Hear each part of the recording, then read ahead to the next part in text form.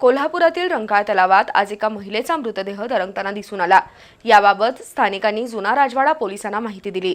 त्यानंतर अग्निशामक दलाचे जवान आणि नागरिकांच्या मदतीने तो मृतदेह तलावातून बाहेर काढण्यात आला। आता त्या महिलेने आत्महत्या केली की घातपात झाला याबाबत जुना राजवाडा पोलिसांकडून तपास सुरू आहे। कोल्हापुरातील रंकाळा तलावात आज दुपारी 12 वाजण्याच्या सुमारास एका महिलेचा मृतदेह तरंगताना दिसून आला।